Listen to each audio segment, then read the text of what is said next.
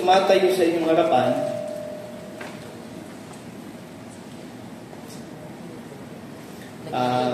talagang nagagalak po ako mga kapatid sapagkat nakita ko po ang bawat isa sa maayos na kalagayan at tayo po ngayon ay mag-aaral muli. Atin pong pagbubulay-bulayan ang salita ng ating Panginoon. So, it's been 7 months po, kung hindi po nagkakamali, na atin pong pinag-aaralan ang tungkol po sa indicators of faith. No? Dapat maunawaan din po natin yung tawag dito, yung meaning ng indicators. No? Pag sinabi kasing indicators, ito po yung pagpapahiwatig ng ating pananampalataya o sa ibang salin, ito po ay patunay ng ating pananampalataya. Ano daw po yun? Nabi po yung mga una nating na topic, yun po yung kagalingan, yung kaalaman, yung pagtitiis, kabanalan, yung pagmamalasakit sa kapatid. At ngayong buwan po ng Agosto, tayo po ngayon ay mag-aaral sa tungkol po sa love o charity. Sa pong pag-ibig na nais makita ng Diyos sa bawat isa sa mga tunay na mananampalataya. So bilang paggalang po sa salita ng Diyos, inaanyayahan ko po kayong tumayo na atin pong basahin. Actually, binasa na ito kanina ni Brother Gabe, pero nais ko pong hilingin ng bawat isa na basahin po natin ito ng sabay-sabay. Pagbilang ko ng 1, 2, 3, sige po. Ang pag-ibig ay mapagpahinuhod at magandang loob. Ang pag-ibig ay hindi nananagili. Ang pag-ibig ay hindi nagmamapuri. Hindi mapagpalalo, hindi nagugaling mahalay, hindi hinahanap ang kanyang sarili, hindi nayayamot, hindi inaalumana ang masama, hindi nagagalak sa kalikuan, kundi nakikigalak sa katotohanan. Lahat ay binabata, lahat ay pinaniniwalaan, lahat ay naasahan, lahat ay tinitiis. Pinagpala po ang salita ng Panginoon. Samahan niyo po ako sa isang maikling panalangin. Manaming Diyos na banal at makapangyarihan sa lahat. Panginoon, salamat po sa opportunity na kami po ay mag-aaralan bilang magkakapatid. Nawa, Panginoon, na buksan po ang puso at isipan ng bawat isa sa mga tao, sa mga kapatid namin na makakapakinig ng inyong makapangyarihan salita. Panginoon, maging ang inyong lingkod na patuloy inyong ginagamit. Mga Panginoon, i-guide ito ng Holy Spirit na hindi po ito mapawasan, hindi madagdagan ng salita ng karunungan ng tao, kundi yung karunungan lamang po na nagmumula sa inyo, Panginoon, ang aking maihiyag. Tulungan niyo ko, Panginoon, at nawa, mabuksan po ang puso at isipan ng bawat isa at magkaroon po ng pagbabago ito sa aming pamumuhay. Muli, Panginoon, purihin ka, nawa isang maging mabang sa iyo ang aming gagawing pagsamba sa inyo at purihin ka, sambahin ka sa Espiritu at katotohanan. Maraming salamat po. In Jesus' name we pray. Amen. Maaari na po tayo po. So good morning po muli mga kapatid. Again, kagaya po ng ating napag-usapan kanina, ang ating pong mensahe ay ito po ay patungkol po sa pag-ibig. Na ang buong buwan ng Agosto, 4 Sundays, we will talk about love or charity. Kaya naman mga kapatid, nais kong kumustahin din ang bawat isa. Kasi it's been 7 months, no? Na pinag-aaralan po natin yung indicators of faith. Kumusta na po yung ating pananampalataya sa Diyos? Ito po ba ay lumalalim? Kumusta na yung pagkakilala natin sa Diyos? Ito po ba ay lumalago? Mga kapatid? Thank you po sa tugon. Alam niyo mga kapatid, napakahalaga sa isang tunay na Kristiyano o tunay na mananampalataya na nakikita yung paglago ng kanyang spiritual na buhay. Lumalago in a way na nakikita mo na itong taong ito nagmamature sa kanyang pananampalataya. Lalo higit sa mga tao, sa mga kapatid natin, na tinanggap na yung biyaya for a very long time. No, mga kapatid? At yung pinag-aaralan natin, yung overall topic natin, yung virtue, knowledge, temperance, yan po yung mga karakter na nais makita ng Diyos sa ating pamumuhay. No, mga kapatid. Mamaya po, atin pong pag-aaralan kung ano bang klaseng pag-ibig yung ninanais ng Diyos sa atin. Kaya, actually, 25 slides to, pero I will make this quick, no, as fast as I can. Kanina, umabot ng more than 30 minutes So, mga kapatid, nais ko pong hilingin yung pandinig ng bawat isa at yung atensyon sapagkat ilang minuto lamang po yung ating pag-aaral. At napakahalaga po na maunawaan natin ito na lubos sapagkat yung mga mensahe na nadidinig natin dito tuwing linggo, ito po yung mabibigat na katotohanan. No? Ang bibigat po ng mga katotohanan na ating napapakinggan. At sana, mga kapatid, panalangin ko, na ito po ay tumingo sa ating mga puso at magkaroon tayo ng pagnanais na matransform o mabago yung ating pamumuhay. So, bueno po, hindi ko na po patatagalin pa. Ang ating pong mensahe ay nahati po sa tatlong bahagi. Una po dyan, yung God's unconditional love to us. No?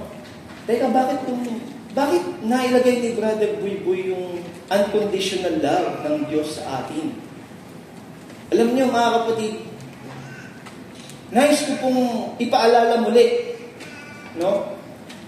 Kasi, napakadami ng mga mananampalataya, pero hindi nauunawaan yung talagang tinanggap nilang biyaya.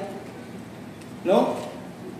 And as we go along, makikita po natin, maaari ito ay magbigay sa atin ng refresher. Ika nga, no? Maaalala natin muli yung ginawang dakilang sakripisyo ng ating punong pastol para magkaroon tayo ng buhay na walang hanggan.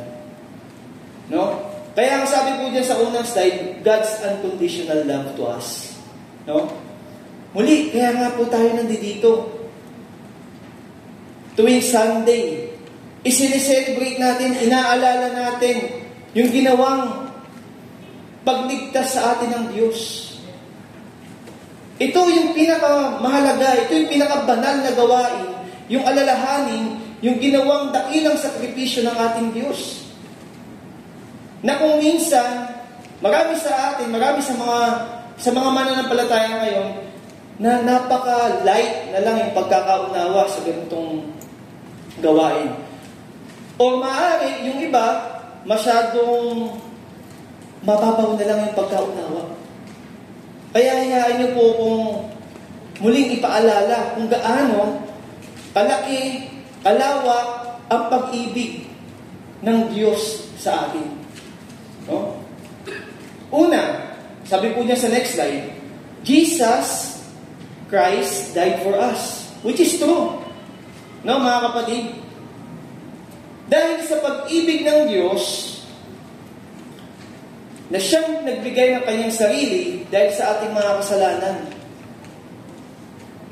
Naiintindihan po ba natin ito, mga kapatid? Ang Diyos na nagkatawang tao, na nagbigay ng kanyang sarili dahil sa ating mga kasalanan. Yung mga ating mga kalikuan. No? Upang tayo'y, para daw sa alin? Upang tayo'y maligtas dito sa kasalukuyang masamang sanlibutan ayon sa kalooban ng Diyos Ama. Ayon pa rin sa Ama. Nakita niyo po yun, mga kapatid? Gusto ng Ama na tayo ay maligtas. Kaya ibinigay niya yung kaisa-isa niyang anak para lang sa atin. Para sa akin, para sa ating lahat na sumasampalataya sa Kanya. At ngayon, ano ang naging bunga? Next slide. Sabi po dyan, nagkaroon tayo ng kapatawaran sa ating mga kasalanan. Again, ito po pinag-uusapan po natin dito, yung selfless love na ginawa ng Diyos sa atin. Yung unconditional love. Na kung minsan, ito po ay masyado ng light. Masyado na nating parang napakababaw lang nung pagtanggap natin na hindi dapat. No? Bakit? Ang Diyos na nagkatawang tao ay namatay para sa iyo. No? Kung mababasa po natin sa isang talata yung na siya, bagamat Diyos, hindi inaring isang bagay na nararapat pananglan ang pagkapantay niya sa Diyos. Kundi bagkos, kanyang hinubad, nakitulad sa tao at nag-anuhalipin. Namatay hanggang doon sa cross. No? Kung nauunawaan talaga ng isang mananampalataya yung ginawa sa kanya ng Diyos, automatic na yung pag-response natin, yung pag-ibig din natin ng Diyos na inaasahan sa ating kapwa, una sa Diyos, sumunod sa ating kapwa. Bibigyan ko na po kayo ng overview. Mamaya po pag-uusapan natin yung pag-ibig natin sa Diyos at yung pag-ibig din natin sa ating kapwa. Muli mga kapatid, itong iglesia ng Tayabas, we are family. No? Tayo po ay pamilya. Sana huwag tayo maaramdam ng hindi tayo belong sa pamilya. No? At ang pamilya, nagdadamayan. Tama po? Sinishare niya yung problema para gumaan yung bigat na dinaramdam ng isang kapatid. Tayo naman, nakikinig tayo at magbigay din ng encouragement sa mga kapatid nating nangihina. Kaya naman mga kapatid, sa susunod po na slide, ang naging resulta ng pag-ibig ng Diyos ay ang buhay na walang hanggan. No? Yung buhay na walang hanggan na yan, na masyado ng gasgas sa panahon natin ngayon, meron tayong eternal life. Masyado nang mababaw yung pagtanggap natin. No? Dahil sa buhay na walang hanggan na yan. Na merong Diyos na namatay para sa iyo para magkaroon ka ng buhay na walang hanggan. Sa sino mang sumampalataya, magkaroon ng buhay na walang hanggan at hindi mapahamak. Hanggang ngayon ba, mga kapatid, ito ba ay nasa puso pa natin? Dapat po, no, mga kapatid? Dapat ito po ay inaalala natin na mayroong isang Diyos na bumaba sa lupa para solusyonan yung totoong problema ng tao. Ano yung totoong problema ng tao? Yung kasalanan. No? At dahil sa kasalanan na yan, tayo po ay predestined saan? Sa kapahamakan, which is yung impyerno. Na kung minsan, hindi natin ito pinapansin. Masyado ng mababaw yung pagkakatanggap natin. Alam natin na may namatay. Alam natin na namatay yung Diyos para sa atin. Pero ano yung response natin? Sa pagsamba, no? Sa ating pamumuhay, spiritual, nagkakaroon ba tayo ng pagnanais na pagsisikap na kilalanin siya? Handa ba tayong maglaan ng oras, ng panahon sa salita ng Diyos? O sa tuwing linggo lang tayo nakakapakinig ng salita ng Diyos? Tandaan po natin, kung maalala po natin yung mensahe last week kay Brother Sok, napakahalaga po ng pagtalima. Kung maalala niyo po, kung tunay nating inibig ng Diyos, meron talagang pagtalima sa kanyang salita. Hindi makakakilos ang banal na Espiritu o yung Holy Spirit kung walang pagsunod sa salita ng Diyos. Kaya napakahalaga po, mauna talaga yung salita ng Diyos. E paano kung sa tuwing linggo na lang tayo makakapakinig? Tapos kung minsan, andap pa tayo dito, kung minsan inaantok pa tayo. No? Kaya mga kapatid, huwag po nating baliwalain yung kaligtasang tinanggap natin. Bakit? tandaan po natin, ang kasalanan, ang kabayaran ng kasalanan ay kamatayan. No? Pero dahil tayo ay tinubos na ng dugo ni Kristo, binigyan tayo ng katwiran. Sino yung gumawa nun? Yung mismong Ama din, yung strategy ng Ama para tayo mabigyan ng katwiran. Dito, nais kong maliwanagan o nais kong maalala natin mga kapatid, yung hirap at sakripisyo na ginawa ng ating Diyos Ama at ng Diyos Anak para lang tayo ay magkaroon ng magandang kalalagayan. Kaya alam nyo mga kapatid, kung talagang nauunawaan natin to, imagine from rags to riches, from death to life, from magmula sa pangit na kalalagayan, kapamakan, napakaganda na ng kalalagayan natin. At tayo po ay naging tagapagmana na. Mga kapatid, tagapagmana na po tayo. Ng mga bagay na hindi nasisira. Sapagkat yung mga kayamanan, yung mga tinatangkilik natin dito sa sanlibutan, yan po ay palandalian lang. Ano po? Malinaw po. Hello? Ano po, no? So, ba't kaya si Boy lagi na lang parang medyo ba't kaya gano'n si Brother Boy pagka may message parang medyo madikim. Kapatid, kailangan po kasi nating maintindihan to. Alam niyo, napakadami na pong Christian, marami na pong mga mananampalataya na hindi tunay. Mga kapatid. Kaya sana makita natin, mga kapatid, na kinakailangan po talaga na may pagbabago sa ating buhay. Dahil nauunawaan na natin yung pag-ibig ng Diyos sa atin, sa next slide, ayan na po yung commanding love. No? Dalawang utos po ang ipinag-uutos na sa atin ng Diyos. Una, ang sabi po dyan, at sinabi sa Kanya, iibigin mo ang Panginoon mong Diyos ng buong puso mo, buong kaluluwa mo, at buong pag-iisip mo.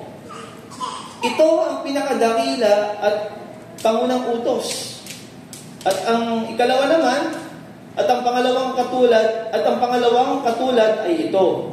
Iibigin mo ang iyong kapwa na gaya ng iyong sarili. Mahal po ba natin ang Diyos, mga kapatid? Hello? Mahal po ba natin yung Diyos, mga kapatid? Amen. No? Sana po, mga kapatid, hindi lang sa salita. Kasi marami talagang mga bilang ang Christian nowadays na sinasabi nilang mahal nila ang Diyos. Ano po yung nabanggit natin kanina? No? Sa next slide po. We should love God kasi, ang sabi po dito sa 1:14-23, sumagot si Jesus at sinabi sa Kanya, kung ang sino man ay umiibig sa akin, sino po yung sumagot kanina na umiibig sa Diyos? Wala na? Siyempre lahat po tayo. Tama po? Lahat po na tumanggap ng kaligtasan ng Diyos. Nararapat lang na ibigin natin siya ng buong puso, ng buong kaluluwa, at buong pag-iisip mo. Now, ito po ang sinasabi. At mismo si Jesus Christ po ang nagsasalita dito. Sumagot si Jesus at sinabi sa Kanya, kung ang sino man ay umiibig sa akin, ay Kanyang tutuparin ang aking salita. Lord, mahal kita, pero yung part na pagsunod, yung part na pagtalima, medyo nahihirapan ako, Lord. Pwede ba yun? Mahal natin yung Diyos, pero walang pagtupad. Walang pagpapasakop. Walang pagnanais na kilalanin siya. Pwede ba yun? Pwede po?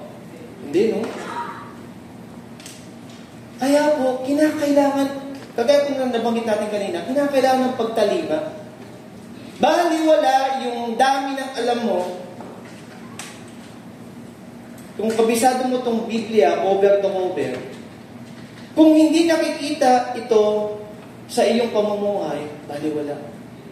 Baliwala po. Kaya po, sana po, no, mga kapatid, seryosohin natin ito. Sabi ko po dyan, no, at siya'y ibigin ng aking Ama, at kami pasasa Kanya, at siya'y gagawin namin aming tahanan. Wow! Gagawin tayong tahanan ng Ama, no? Ng Anak at ng Espiritu Santo.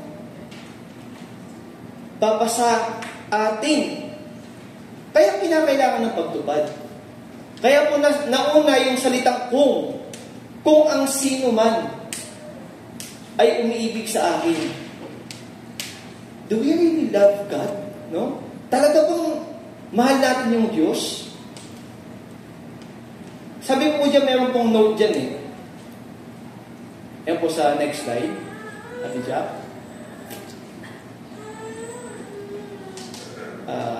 Pabalik po. Sige po, sa susunod po. Ayan. Kung totoong mahal natin ang Diyos, may kasamang pagtupad sa salita. No? Kagaya po nang nabanggit natin kanina. At lalo higit sa lahat, mga kapatid, mayroong tunay na pagbabago sa ating buhay.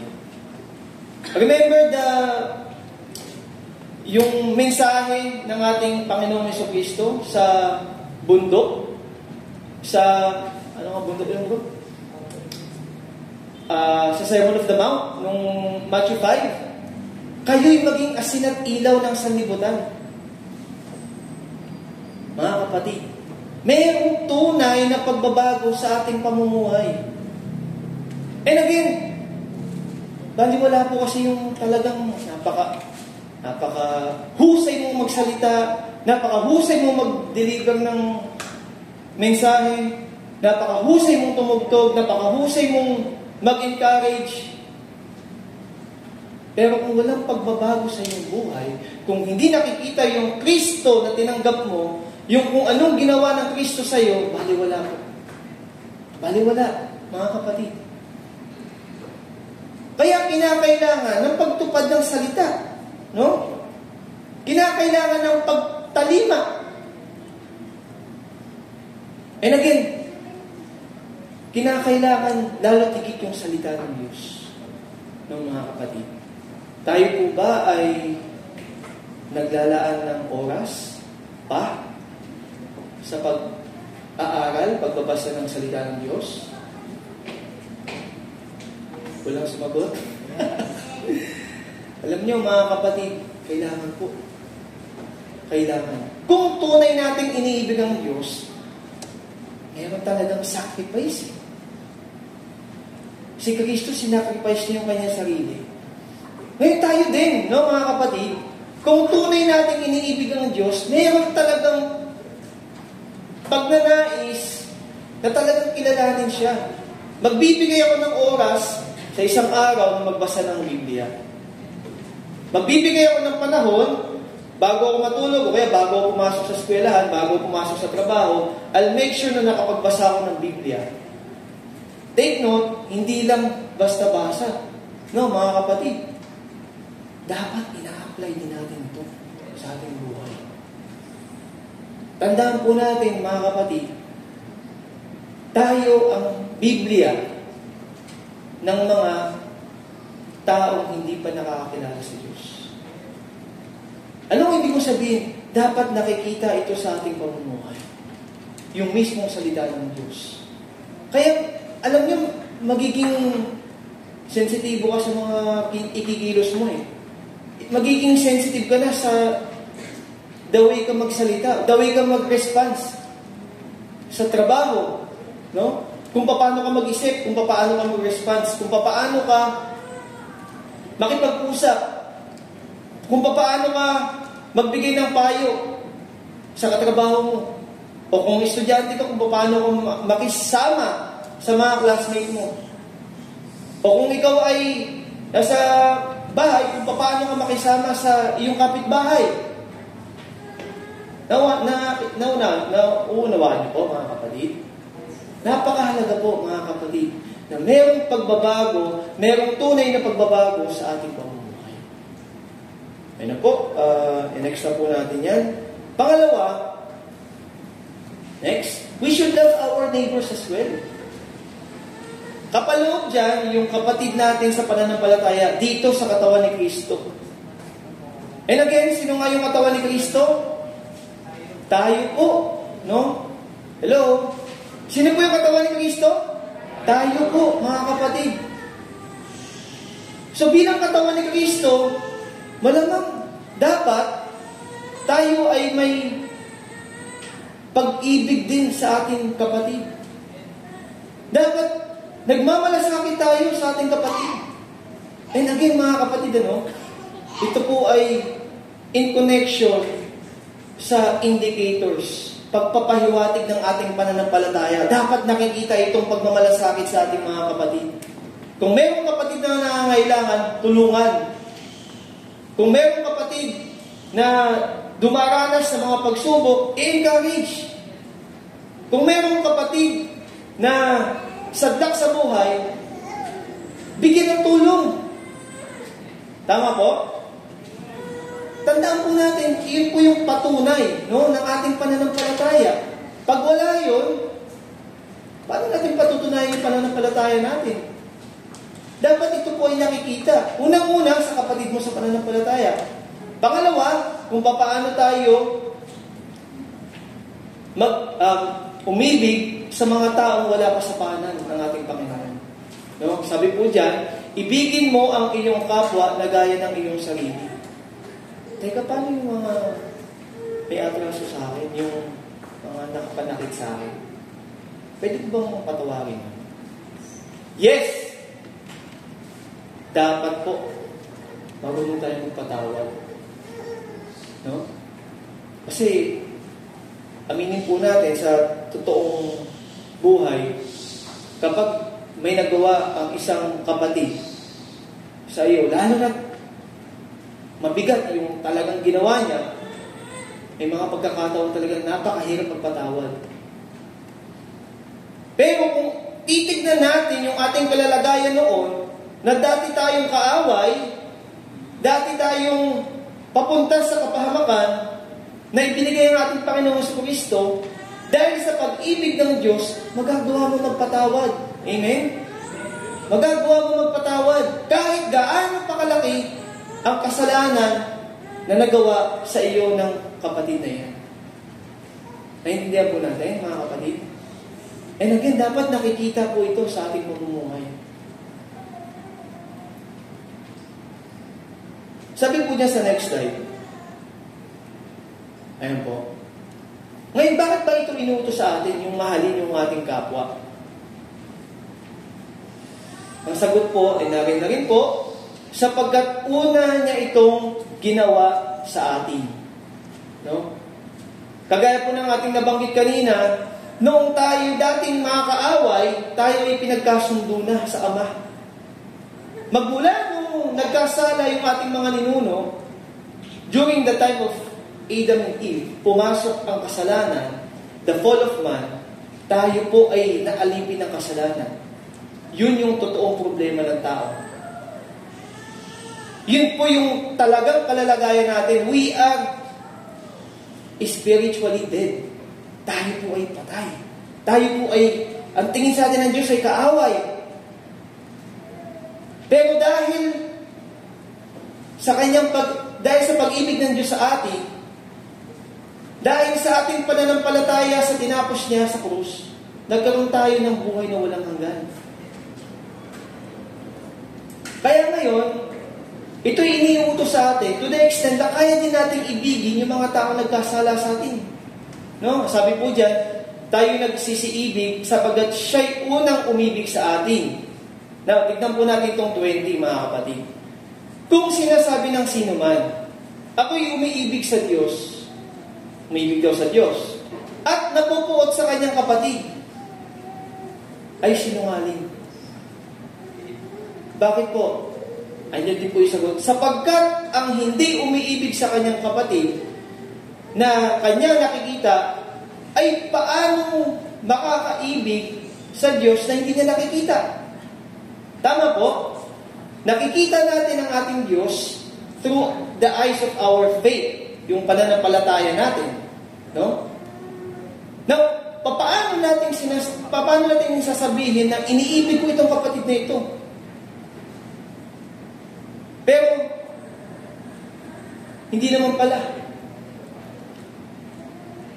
Yung Diyos na iniibig natin, pero yung kapatid na nariyan, na nakikita natin, na pisikal ng ating mata, na hindi natin magawang tulungan, parang, contradictory. Hindi po siya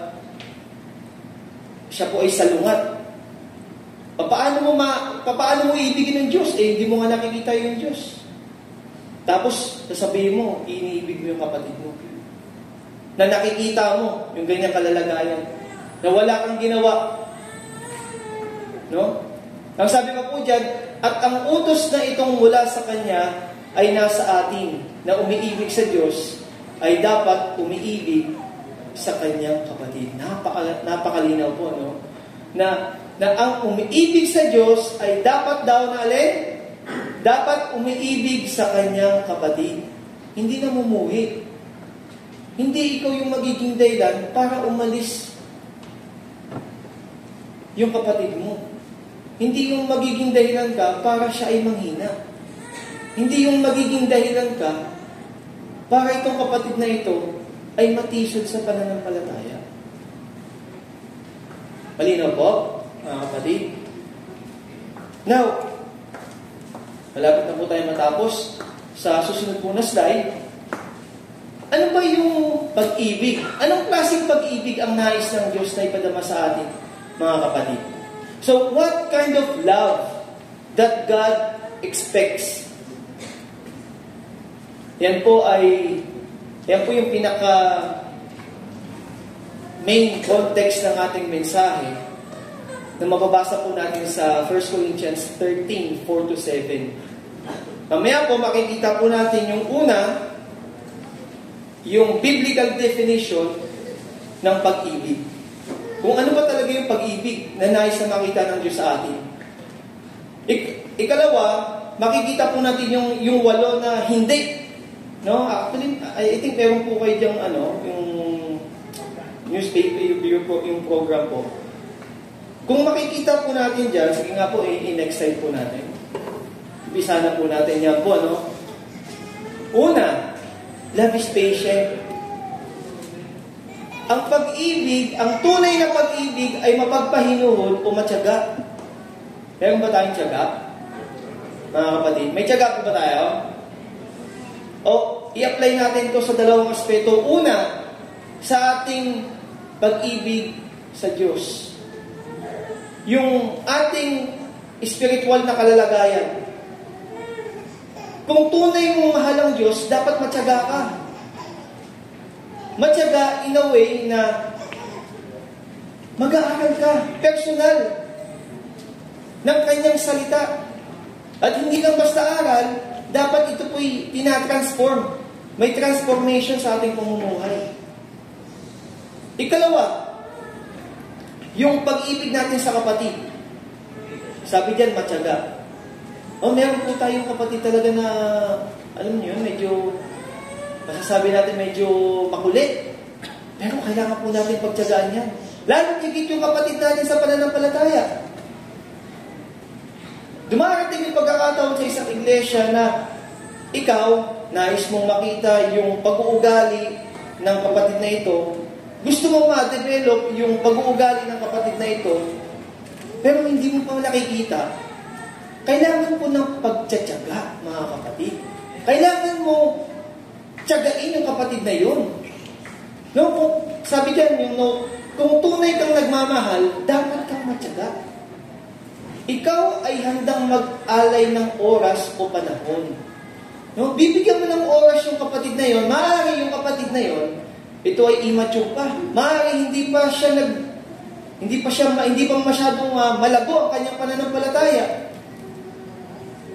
Kaya bibigyan mo siya ng pagkakataon, ng panahon, para siya ay mag-mature. Tama po? Kaya kinakailangan po ng pagiging matyaga, mga kapatid. Meron pong isang talata dito sa Biblia, yung 2 Peter, no?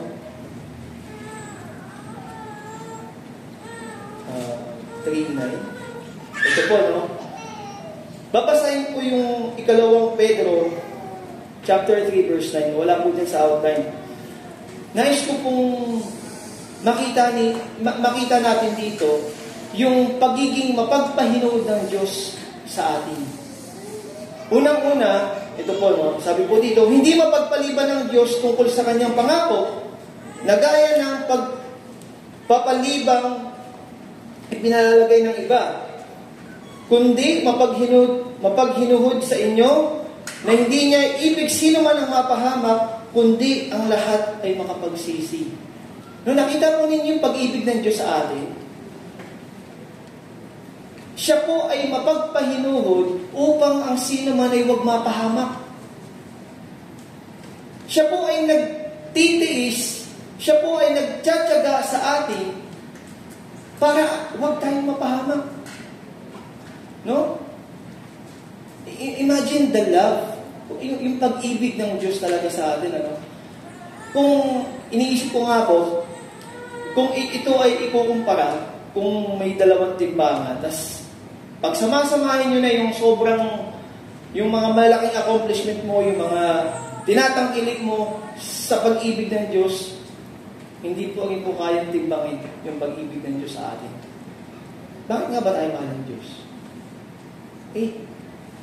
Likas na po sa Diyos yung pag-ibig. Yung selfless love, inibig ka ng Diyos kahit hindi ka kaibig-ibig. Kaya din ba natin gawin yun sa ating kapwa? Kaya din po natin gawin yun? Kaya ba natin ibigin yung kapwa kahit hindi ka ibigin? Kaya din po ba natin magtiyaga sa ating kapwa? And remember, no, mga kapatid, kinakailangan again, in connection sa indicators of faith, na nakikita ito sa ating buhay. Yan po yung patunay na meron kang pananampalataya. Kasi even demons, may pananampalataya din, nanginginig pa. Problema, yung pinagkaiba natin sa kanila, yung pananampalataya nila patay. Pero yung ating pananampalataya ay kinakailangan lumalalim, nagiging matibay. Apo? Ano pa po? Next po. Ang pag-ibig daw po ay may magandang loob. Kind. So, ang tunay na pag-ibig ay magandang loob. May magandang loob ka ba? Ayun po yung tanong dyan. Alam niyo po, ang isang patunay na nagmamahal ka sa Diyos, yung pagpapakita ng magandang loob mo sa kapwa mo. Yung pagpapakita ng magandang kalooban sa gawa man o sa pananalita. Ito, nabanggit na po natin ito kanina. No? Yung ating action. Kaya dapat maging sensitibo tayo, mga kapatid. Sapagkat yung mga taong wala pa sa pala ng Diyos, nakatingin po yan sa atin. Tapos sinasabi natin sa ating mga trabaho, I am Christian. Pero, isa ka din doon sa pasimuno ng mga kalokohan. Pwede ba yun? Pwede yun, mga kapatid. Kaya yung magandang loob na ito, kinakailangan makita din ito sa ating pananampalataya. Una, ang sabi, love is patient, matyaga ka. Ikalawa, may magandang loob. Anyway, ang next slide po dyan, yan na po yung 8 hindi. No? Isa-isayin po natin yan. Una nga po dyan, yung hindi mainggiting, no? Hindi mayabang, hindi mapagmataas, hindi magaspang ang pag-uugali, hindi makasarili, hindi magagalitin, hindi mapagdaning ng sama ng loob sa kapwa, hindi ito natutuwa sa masama, sa halip ito ay nagagalak sa katotohanan. Yan po yung 8 hindi. At yung 8 hindi na yon, ayun po yung naging problema sa iglesia sa Corinto. Kaya po sumulat si Paul. Ayun po yung issue. May issue na may mainggitin sa kanila, may mayabang, may mapagmataas. Kaya pinoint out dyan ni Apostle Paul, yan yung mga hindi dapat na makita ito sa atin. No? So kung tunay kang umiibig, unang-una hindi ka makasarili. Next slide po. Ayan po. Ayan po, no? Hindi ka maiinggitin. Do not envy.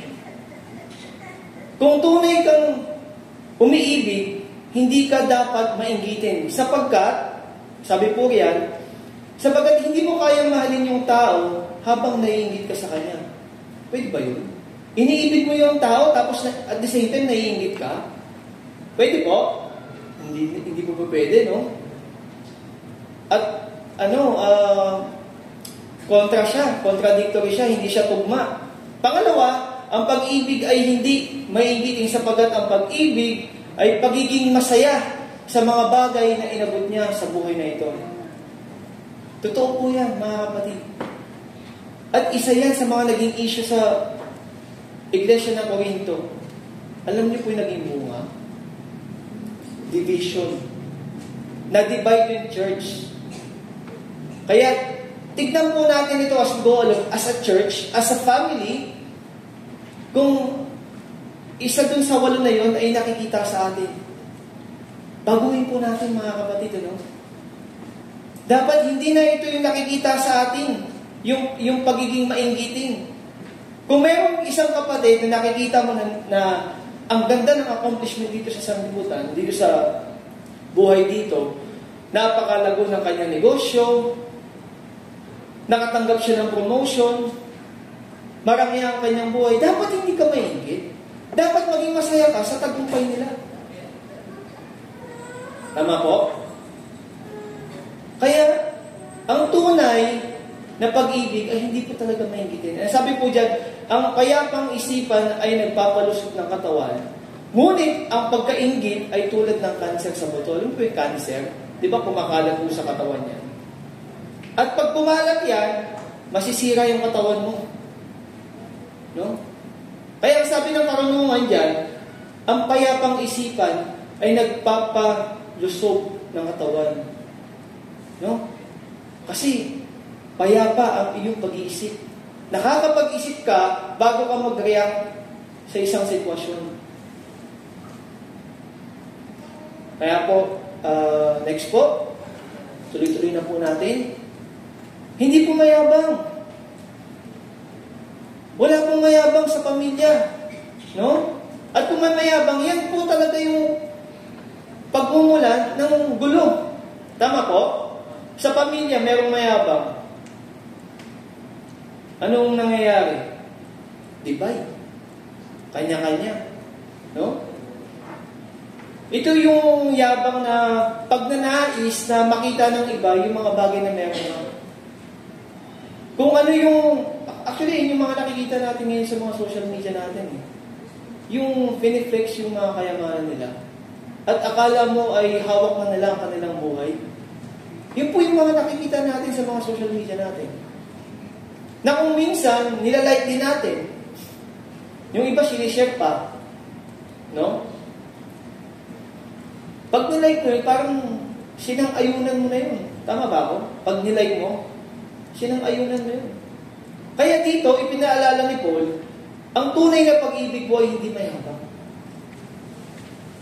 No? Hindi mapagmataas. It is not proud. No?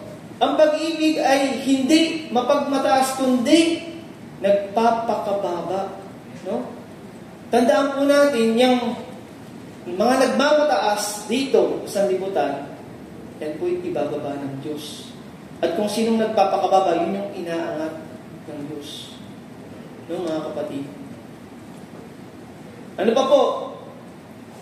Sa next slide po. Hindi po magastos ang mag-ugali. kapatid, hindi. Ang tunay na pag-ibig, hindi po magaspang yung pag-uugali. It is not rude. No? Ito yung mga pananalita natin masasakit. Yung pag-uugali natin, I should say, bastos. No? Mga pag-uugaling hindi katanggap-tanggap. Ang tunay na pag-ibig sa kapwa ay ang pagiging magalang at respeto. No? Ayun po yung contradictory ng rude o yung magaspang ang pag-uugali. So, kinakailangan natin ang pagiging magalang at respeto. No? Ganun naman po talaga sa pamilya. Kinakailangan maging magalang para lalong umapaw yung pag-iibigan ng magkakapatid. Yung makita yung respeto at paggalang sa isa't isa. Pangalawa, yung sumunod po dyan, yung hindi makasarili. No? It is not self-seeking. Huwag yung palaging yung self mo, yung sarili mo yung iniisip mo. Yung gusto mo, ikaw yung laging bita, ikaw yung laging nakatataas. No? Hindi po yun yung tunay na pag-ibig na tinuturuan ng ating Panginoon. And again, mga kapatid, kinakailangan na makita ito sa ating pamumuhay. In connection sa indicators of faith, pagpapahiwatig ng ating pananampalataya, patunay ng ating pananampalataya. Ngayon, kung nakikita yung mga yan, yung pagiging makasarili, yung pag-uugali, ay mali po sa ating pananampalataya, mga kapatid. Kaya, ano pa po? Next slide. Hindi magagalitin. Ako, aaminin ko po sa inyo, may mga pagkakataon talaga na may mga time talaga na minsan may i-stop ka eh. Yun po yung isa sa akin kainahan. At yun po yung patuloy kong pinapanalangin ng mga kapatid. At alam ko sa tulong at gabay ng Banal na Espiritu, ito po ay ma-overcome ko. At kaya naman po ito ipinaalala sa atin, mga kapatid, na ang tunay na pag-ibig ay hindi magagalitin. It is not easily angered. No? Sabi po diyan, kayo'y mga gagalit at huwag kayong mga kasala. Huwag lumubog ang araw sa inyong galit. No? Mga kapatid, ni bigyan daan man ang dyablo. May ganun ba dito? Yung tulog na, magkaaway pa rin kayo? Ang hirap ng ganun, no? Kinabukasan, hindi kayo nagpapansin. Alam niyo po, madalas sa asawa may ganun eh, no? Sa pag-aasawa. Pero hindi po yun yung nais ng Diyos na makita sa atin. Kaya, ang sabi po dyan, ang tunay na pag-ibig ay hindi magagalitin, kundi kahinahunan. Talagang yung pagiging mahinahon mo. Now, ang sabi po dyan sa Kawikaan, ang kahinahunan ay nagpapakilala ng katalinuhan. So, yung pagiging kahinahunan mo ay nagpapakita ng iyong katalinuhan. No? So, kung tayo ay mahinahon, hindi tayo matabil yung dila, hindi tayo mabilis mag-react sa isang bagay, yun daw po ay katalinuhan. Base po yan sa Kawikaan, which is ang karunungan ng Diyos. No? Ang pagpapatawad sa masamang ginagawa sa Kanya ay Kanyang karangalan. Sana ganun din po tayo, no, mga kapatid. Yung pag tayo ay nagpapatawad sa mga taong nakasakit sa atin, iniisip natin na ito ay karangalan. Ano po?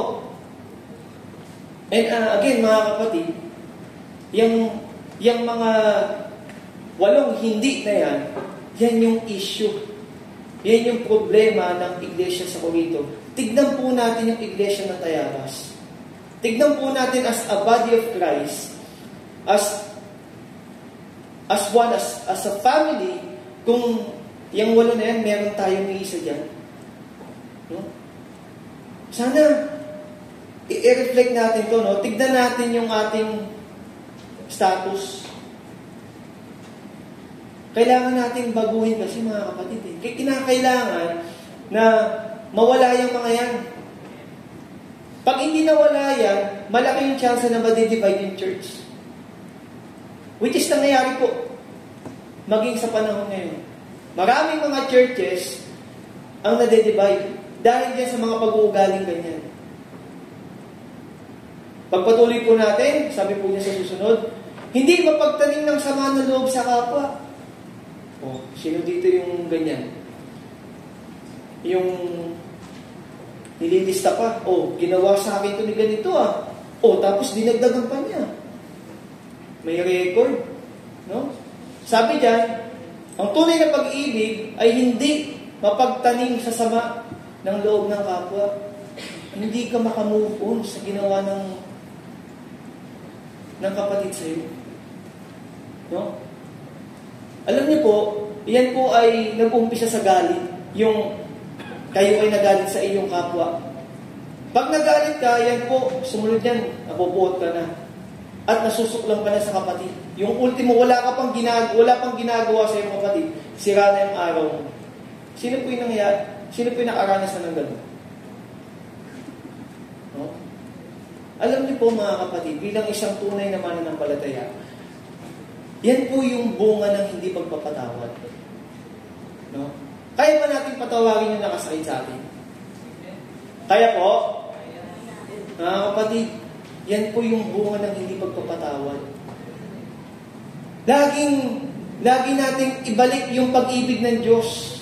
Yung dati nating kalalagayan, sa kalalagayan natin ngayon, para magbigay ito yun yung magtutulak sa atin, na ibigin din.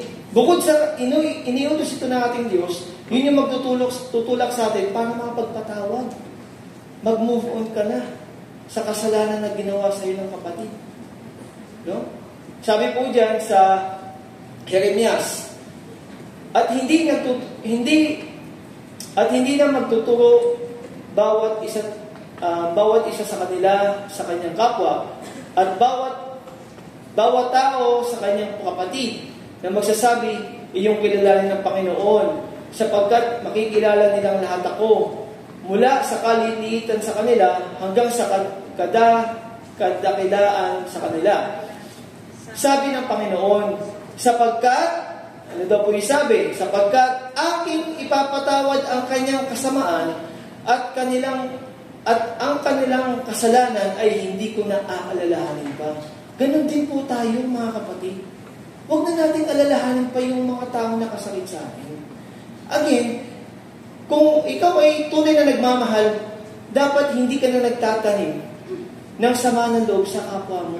Lalo higit sa kapatid mo, sa membro ng pamilya ng Diyos. No? Mag-move on ka na, kapatid. Kung tayo ay meron pang mga ganyan pag-uugali, tanggalin na po natin. No? Imagine, ang ating Diyos, hindi na inalala.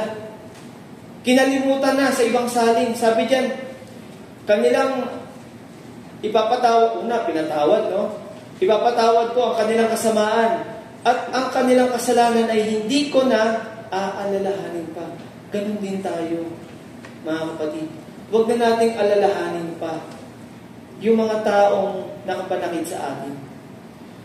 Kaya, pagpapatuloy po, next slide po, hindi ito natutuwa sa masama. No? Kung tunay kang umiibig, hindi ka natutuwa sa masama. Sa halip, ay nagagalak ka sa katotohanan. No? Love does not delight in evil, but rejoices with the truth. Alam niyo yung nakita kong magandang halimbawa dyan. Kung tayo po ay nakakapagsabi sa isang kapatid na buti nga nangyari ito sa kanya. No? Parang natutuwa tayo dahil ang kapatid na ito ay napahamak. Buti nga. Kung tayo po ay nakakapagsalita ng ganun sa ating kapwa, at totoo sa ating puso, hindi ka umiibig. Hindi ka umiibig, kapatid. Kung tayo ay, buti nga sa kanya, nangyari sa kanya yung ganyan. Kasi ginawa niya sa akin itong ganito, ganyan. Kulang pa yan. Diba? Tapos totoo sa ating mga puso, hindi ka umiibig, kapatid. kapatid. Ayan po yung problema ng Church of Corinthians. And remember, ang Iglesia ng Corinto, sila po ay pinagpala sa lahat ng bagay. Spiritual gifts, mga kapatid. Ang problema, hindi nila talaga nauunawaan kung paano gagamitin yung mga spiritual gift na yan. No? Ang naging bunga, divide. Nag-divide ng iglesia. Ako'y kay Apollos, ako'y kay Pablo, ako'y kay Kristo. No? Na wag po natin sanang, ito po ay pagbibigay paalala, no? As a church, as a family, lalo tingin dito po sa iglesia na Diakonos. No? So, malapit na po tayo matapos, no, mga kapatid. At yan po, no? Yung 8 hindi, ito naman po yung dapat na nakikita sa atin. Lagi, no? Ito po'y laging matiisin. No? Sa ibang salin, laging nagbabata. No? Laging magtiwala. Laging puno ng pag-asa. Laging nagtitiyaga hanggang wakas. Yan yung mga karakter, yan yung mga nais ng Diyos na makita sa isang tunay na mananampalataya. Now, let us reflect, no, mga kapatid. Tignan po natin yung nasa screen na yan. Matiisin ba ako sa kapatid? Kaya ko bang magtiwala sa kapatid? No? Kaya ko bang magtiyaga sa kapatid na ito? Dapat po, no, mga kapatid. Sapagkat, yan po ay iniutos sa atin ng Diyos. No? Yan yung dapat na nakikita maging sa ating pamumuhay. Kung wala yung mga yan, hindi ka tunay na umiibig. Malinaw po? Kung wala sa atin yung mga katangian na yan, hindi po tayo tunay na umiibig. Malinaw po? Kaya naman po, sa susunod na slide, ayan na.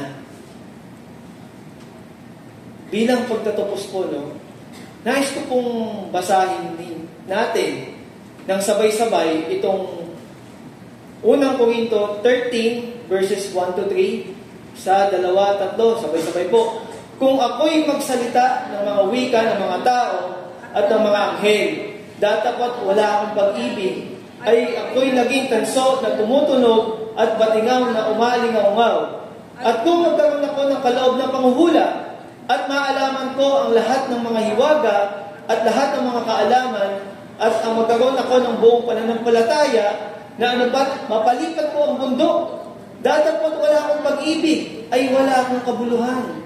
At kung ipagkaloob ko ang lahat ng aking mga tinatangkilik upang pagkain sa mga dukha at upang ibigay ang aking katawan upang sunugin, datapot wala akong pag-ibig ay walang pakikinabangin sa akin. Ano po yung paulit-ulit na sinasabi ni Paul dito sa talatang ito?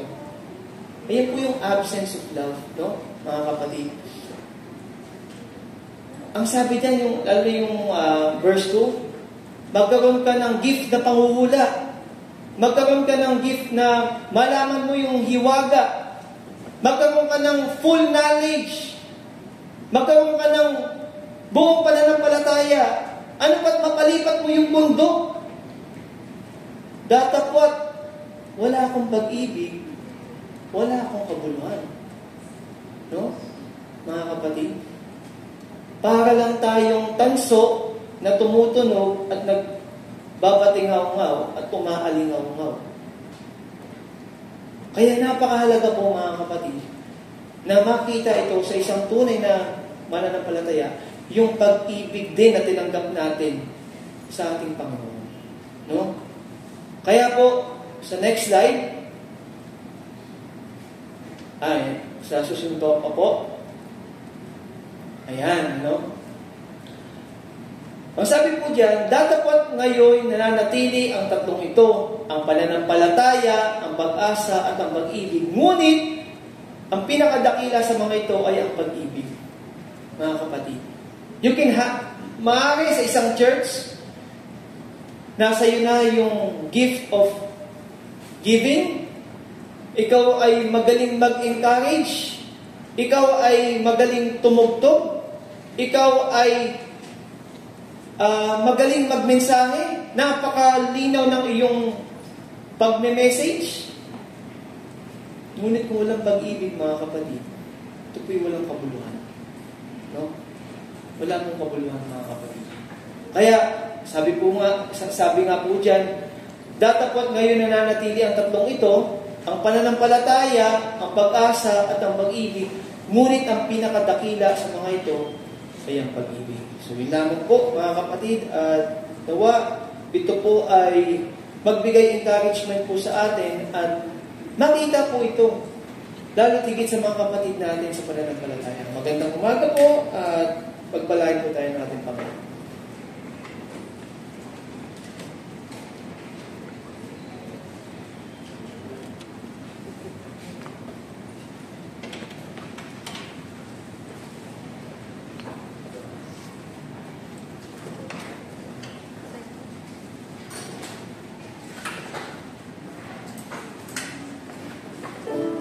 Purihin po ang Panginoon sa mga tunay na mga paalala sa atin, mga kapatid, no? Siguro po lahat po tayo ay tinamaan ng salita ng Diyos. Hindi yung galing sa bibig ni Brother Boy Boy, kundi galing yung salita sa bibig ng ating Diyos. So marami po, yan po ang napakaganda sa salita ng Diyos dahil tayo ay nare-remind na meron mga iilan dun sa mga nabanggit. Meron pa tayo, ibig sabihin nun, yun ang tatanggalin natin. So, ang gagawin natin, magsipanalaginan tayo sa bawat isa. Kung meron man nakikitaan sa ating mga kapatid, mga iilan dun sa mga nabanggit, ipanalangin din natin. No, hindi pa tayo perfecto. Kundi patuloy tayo magiging perfecto. Kung sama-sama tayo magpapalalahanan, no, i-remind natin, tapik natin sa ating kapatid, brother, masyado ka nang magalitin. No? Tapik-tapik. Kasi, job mo po ang kaaway natin, hindi po yung ating kapatid. Yan po ang realidad. No? Sabi nila, yan ang career talk. Yung job mo yung kaaway, kaya siya yung nanggugulo sa atin. Kung mayroon sa atin, mainitin, tapikin natin, brother, masyado ka nang namamansin. Bawas-bawas dahil mahal ka ni Lord. No? Ganun po. Kung walang pagtatapik, ibig sabihin din nun, hindi natin siya mahal. So doon lalabas yung pagmamahal. Sa pagtapik. No? Hindi pagtakip, kundi pagtapik sa ating kapatid. Kaya po, sa bawat isa sa atin, magpapalalahanan tayo. Sa bawat isa, magdamayan naman tayo, mga kapatid. Yan ang tunay na pag-ibig. Kaya po, sa oras na ito po ay oras din po ng pagpapakita ng tunay naman ang pag-ibig ng Diyos mula sa langit. Kaya po, mga kapatid, sa oras na ito po ay oras ng panawagan. Tayo po ay aawit ng panawagan, mga kapatid. Awitin natin ang isang awitin at atin pong tatawagan ang lahat ng mga nagnanais tanggapin si Kristo bilang Diyos tagapagligtas ng kanyang buhay. Ito po yung oras, no? Hindi po bukas, hindi mamaya, kundi ngayon po ang oras na lagi nang nanawagan ng Diyos na sana, nanawa ang sinumang sumasampalataya sa Kanya, kay Kristo Jesus, at parati pong tinatawagan ng urgent na pagsangguni sa pag-ibig na binibigay sa atin. Kaya po, aawit tayo at habang maawit tayo, tinatawagan po natin ang sino mga nananais tanggapin si Kristo bilang Diyos at tagapagligtas ng kanyang buhay.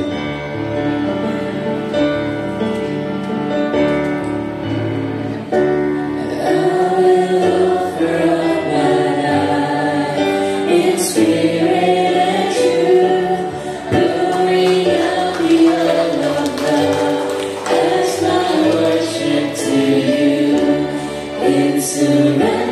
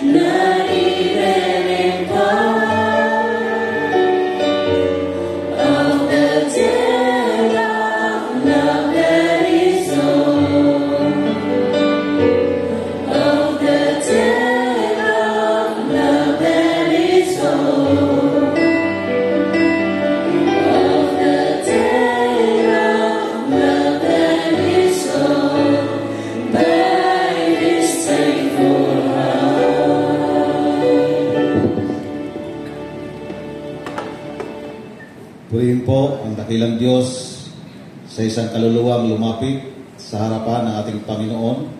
Ito po ay pagpapakita na tunay nga ang mga salita ng Diyos ang siyang nagbabago sa buhay ng tao. Hindi po tayo, hindi kung sino man sa atin, kundi yung mga salitang napakinggan natin ang siya rin nagiging pananampalataya sa mga kaluluwang napakinig ng mga salita ng kaligtasan. At narito po si Sister Lisa Basco.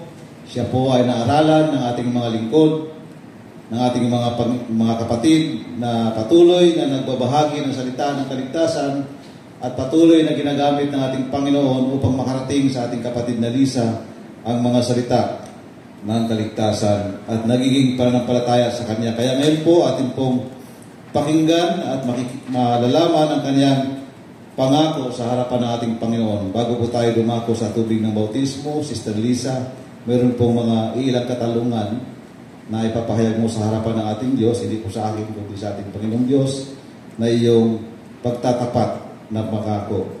Sabi po sa unang tanong, kapatid na Lisa, nangangako ka bang lubusan ng talikuran ng kasalanan, itatwa ang kapangyarihan ng kadiliman, tatanggapin ang kalayaan at kapangyarihan ibinigay ng Diyos sa iyo upang iwasan ang masama, kawalan ng katarungan at paniniil? Opo, tinatanggap. Purihin po ang Panginoon. Ipinapahayag mo bang si Jesucristo ay anak ng Diyos na iyong Panginoon at tagapagligtas at inalagak sa Kanya ang buong pagtitiwala at pagsunod sa Kanyang dakilang kalooban? Opo. Purihin po ang Diyos, kauliulihan,